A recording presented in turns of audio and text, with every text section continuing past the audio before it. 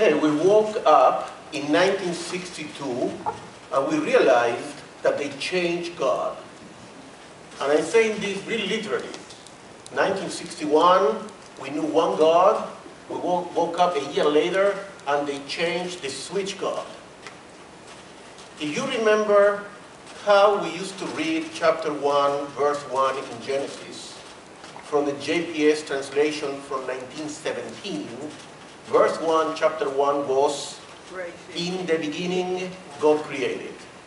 In 1962, a new translation appears by JPS, Jewish Publication Society, and they changed that verse 1 into a different one, which is the one actually you have with you, when God began to create. Now, at that moment, with the change of that verse, one God went into retirement, and another God appeared on the scene of Judaism and the world. In fact, if you look at the minutes of the translating committee, because there's a very nice book where they explain why they changed the translation, the longest debate, the longest discussion is on that verse, 1 of Genesis, and they say very clearly that by changing the translation, the God that created the world out of nothing is something of the past, and the new God, or when God began to created the world out of something, some eternal matter. Think about when God began to create, the world was a mess, or a mess was there. It would be something like saying, when I was mowing my lawn, the grass was chaotic. But the grass was there, yes? What is changing is the action, that I'm beginning doing something with it. Then the change from in the beginning God created, which was kind of, and the world was there, creation out of nothing, is replaced by a different kind of creation. Now, that had tremendous implications about who God is. Because the God of when God began to create is a God that works not from nothing but from something. That means it's a God that is creating something through a process of creation. It's not just a world that appears spontaneously, but it's a world that appears out of a God who is creating as transform a material that is there. Then we are moving from a creation that used to be static to a creation that is now dynamic, a process. Also, if you think about the new God, or when God began to create, it resembles whom in reality? An artist. In the same way that an artist will work with a piece of clay and will transform that chaotic, formless piece of clay into something beautiful, the God of when God began to create, it also working with that pre-existent matter, and by going into that kind of God, we need to switch our imagery about God. It's a God that is involved with some kind of element, which is shaping. Then the transformation from in the beginning God created to when God began to create, give us the chance of thinking about God as an artist. Now, the problem we have is that the Torah, from the point of view of transmitting an act of art, give us what I call a theological optical illusion.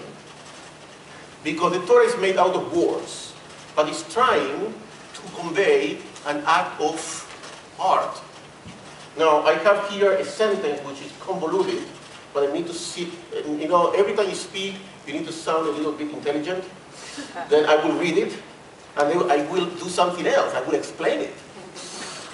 The story of creation as in the Torah, that means embodied in language, is a translation of a process which in itself is radically different from the act of writing. Okay, don't ask me to repeat it. What I'm trying to say is that the act of writing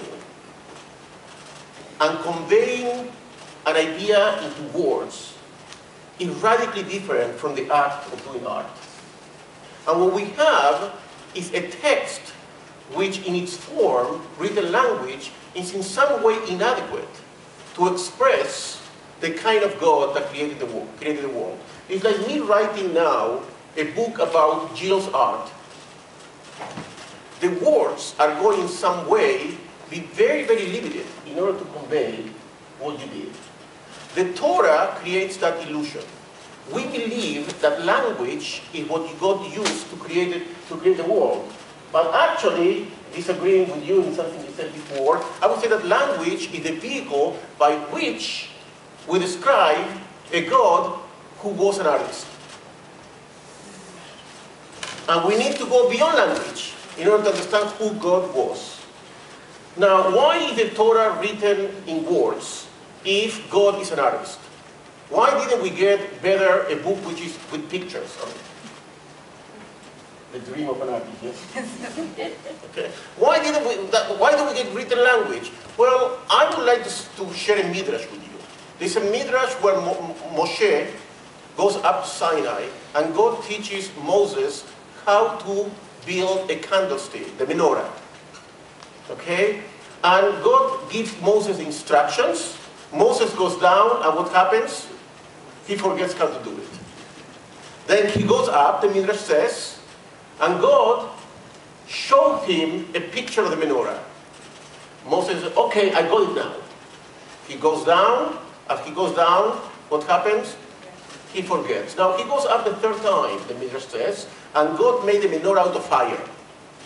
I mean, can you be more clear than that? Moses goes down, and what happens? He forgets. Then God says to Moses in the midrash, you know something, you're not going to build the menorah. Another person is going to do it, called Bezalel. And Bezalel not only builds the menorah, he does it without God showing him any instructions.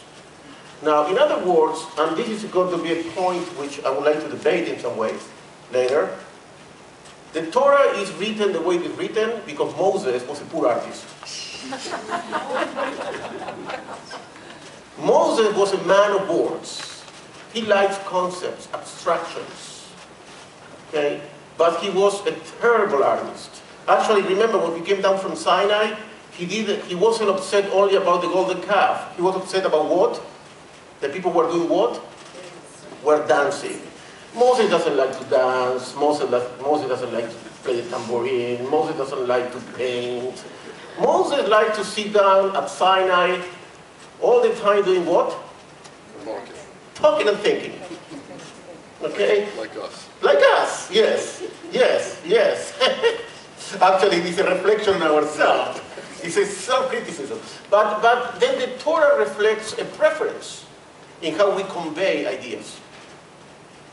It is the work of the artist in some way to rescue the God, the artist, from the prison of language. Finally, if creation is about process, and you look at the paintings or the art that Jill is sharing with us, it almost looks like moving, yes? The colors are into each other as if in motion. From that perspective, you know, you mentioned before art is process, the school of process art.